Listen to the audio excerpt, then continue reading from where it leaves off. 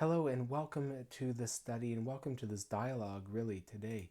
Today I'm going to be going over a topic that has been debated for centuries, and the topic is the existence of God. Now, why should you believe in a higher power? Well, let's break it down and let's understand this some more. First off, take a look around you.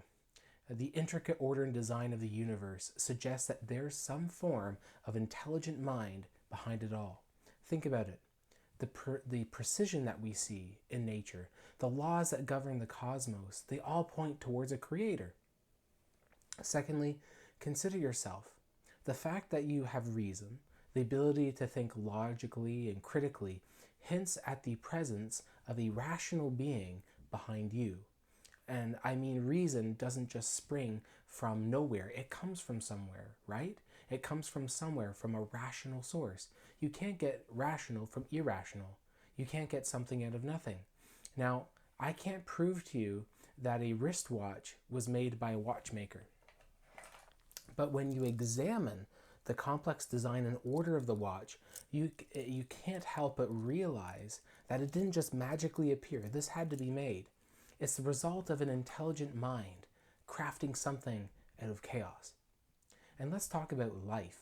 Plants, animals, humans, none of it comes from non-life. It's a fundamental principle. Life comes from life. Yet some argue that life arose from non-life, which defies reason. If you're a believer in the scientific method, then you know the importance of looking at effects. Everything has a cause.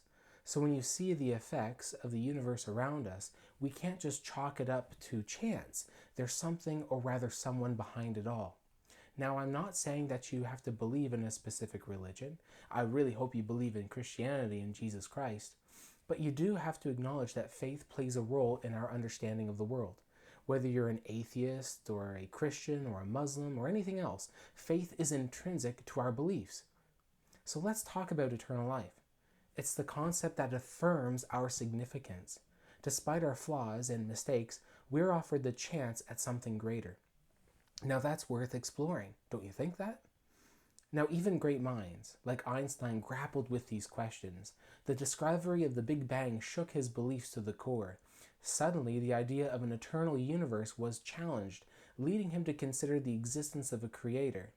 Because Einstein was convinced the universe is eternal, he was also a pantheist, mind you. He thought the universe is God, that nature is God. Now, George Lemaitre, a Belgian Catholic priest, began to discover the Big Bang, and Einstein is basically fascinated by this. But then Einstein, he begins to think about what are the consequences of the Big Bang. The consequences are that nature is not eternal, that there must be a creator, because it means that the universe has a beginning if the Big Bang is true. It's not eternal. And Einstein was so opposed to that idea of there being a creator that mathematically he tried to disprove the Big Bang. And he put together a flex factor, or some would say maybe a fudge factor, to disprove the Big Bang. But some fellow mathematicians caught on to what Einstein was doing and showed his dishonesty. And, I respect Einstein because he said, well, you're right.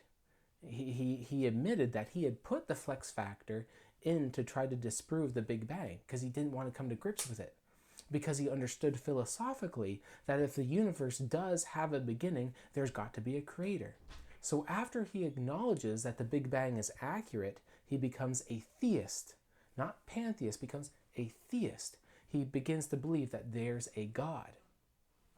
And he begins to disbelieve that nature is God. But here's the thing. Everything that has a beginning has a cause. The universe had a beginning, so it must have a cause. And that cause, I believe, is God. Not a temporal being, but an eternal, all-powerful force outside of space and time. And I believe that God is a person, not just a force, but a person. A being who set all things into motion and created it all. So as we continue to explore the mysteries of the universe, let's not shy away from the idea of a higher power, because sometimes the most logical explanation is almost the most profound. And for me, that explanation lies in the existence of God and the hope he offers us through his Son. And so I believe that is a profound and logical conclusion. So thank you for listening, and I encourage you to keep on seeking truth. May God bless you as you continue to seek the truth. And I hope and I pray that you find Jesus to be that faith answer to everything that has been created, that you'll find God, who you will accept God as the eternal creator. God bless you.